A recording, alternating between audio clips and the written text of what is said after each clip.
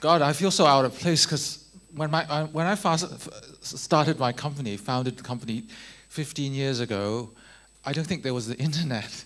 So, and yet this is supposed to be a startup conference and it's all about tech. I really feel very out of place. But thank you, Casey, for asking. I guess G.O.D is a little bit about what not to do.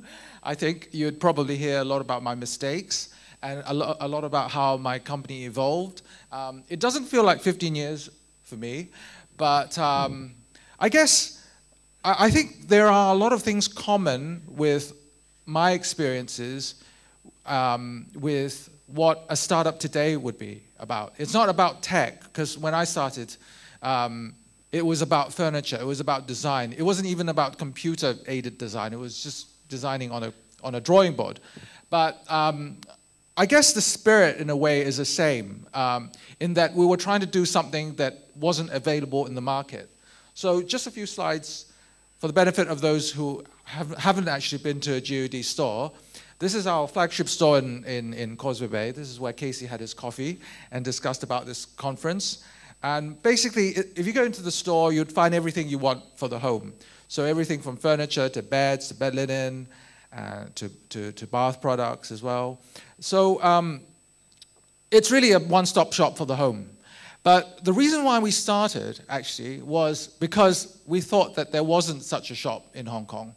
At the time, I mean, IKEA was a big player in Hong Kong, but there wasn't anything that was sort of the next step up from IKEA. There wasn't anything that caters for the whole entire house, but that is of good value and of good design. So we thought that there was a gap in the market, and that's why we went into it. In fact, both my partners and I were not even experienced as shopkeepers. We don't know how to run a retail business. We're both trained as architects. And architects are really notorious as business people, as you know.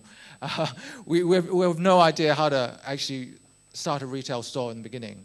But I think we really wanted to do it because we actually saw a gap in the market. And I think that is very much a key in starting up a business. I think maybe how we differ from sometimes how Hong Kong people would approach a business is that, I mean, for example, I see, say, a Japanese restaurant. Japanese restaurants are very popular in Hong Kong. And I actually envy that kind of business. I want to actually make money by starting a Japanese restaurant because I see that it's doing very well. And I also started a Japanese restaurant, maybe 2 doors down.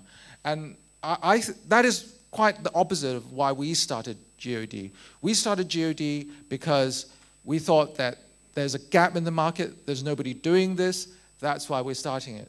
And I think that is quite important because why compete with somebody head on? Because if you were to compete head on with somebody else, you would just at best be sharing the profits.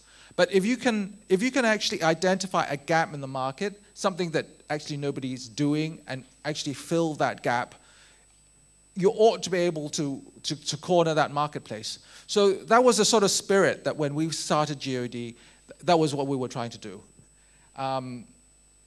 But as we progressed, actually a lot of people, well, some people thought that, oh, we were seen as being reasonably successful, or that they see us opening new stores. And so we faced actually a lot of competition, especially from overseas as well. There were a lot of new players coming into the market. And we thought we needed to differentiate. We needed to make ourselves different from the other furniture stores, the other brands that were coming in. And that's when we decided we actually needed something that's unique to this brand. Me being an architect, I've always been interested in architecture. And people often ask me, what are the interesting buildings of Hong Kong? What makes Hong Kong different? And actually, these are the sort of buildings. This is a print that we did. This has become a signature print. This is a print of a very typical Hong Kong building. It's a tenement building. It's a tong lao from Yau Ma Tei. And I think this really represents Hong Kong culture. And we decided, actually, it's very important if we are to build a brand that it needs to be authentic because people would only pay a premium for authenticity. And there's nothing more authentic than our own culture. So that is the moment when we actually evolved the brand into just more than a furniture shop.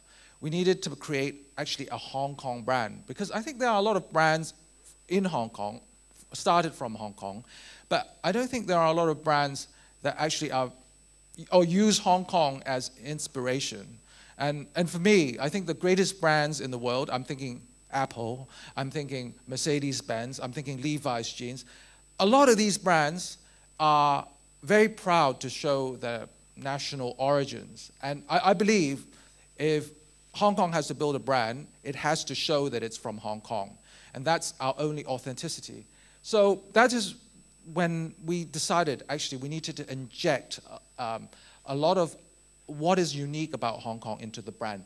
And we started with the building, because the building, Hong Kong buildings are very visible, and they are instantly icons. So we try to actually apply this print onto various things, from bags to shirts. This is actually another print that we did. It's a newspaper print. It's a classified ad print. We call it 分類廣告 print. Again, this is like treated like that architectural print earlier, and we actually apply it onto a lot of things. This is boxer shorts, and yeah. This is a pair of trousers, but this is actually a funny story.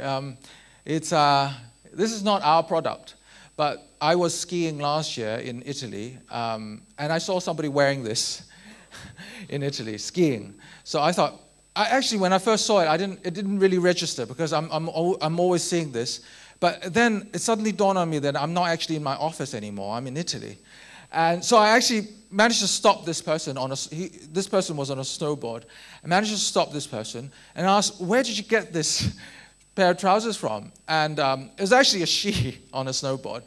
And she said, it's from Burton. You know, if anybody of you are snowboarders, you realize Burton is a huge snowboarding company. In fact, I think they're the largest manufacturer of snowboarding clothes and boards. So the first thing that came to my mind was, it must be a fake, maybe from China, using the Burton brand. So when I got back to the hotel, I went on the Burton website, and indeed I saw this for sale on the official Burton website. And when I zoomed in, I actually noticed that, because if you look at our original print, you would see a lot of phone numbers, and you would see right in the middle of the screen is our name in Chinese, G.O.D. Okay? So we always hide, G.O.D. is always in the details. We always hide our name, both in Chinese and English, into the prints. And when I zoomed into the Burton product, I was quite dismayed that they've deleted all the G.O.D. and G.O.D. So I thought, But luckily, if you see, actually there are phone numbers. They're the phone numbers of our shops. Now, they didn't delete the phone numbers.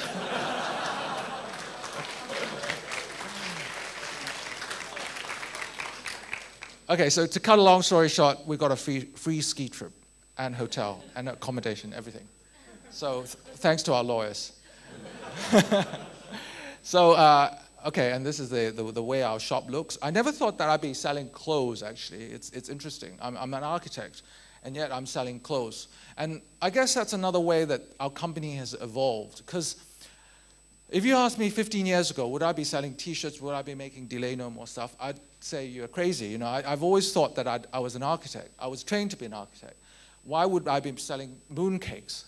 But the thing is, I guess I'm still a startup. I'm supposed to be dressing like a startup today.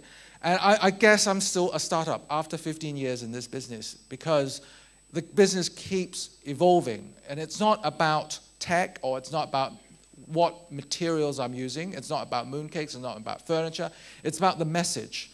And I guess the message has always been about Hong Kong culture, about myself as a Hong Kong person. And I actually use different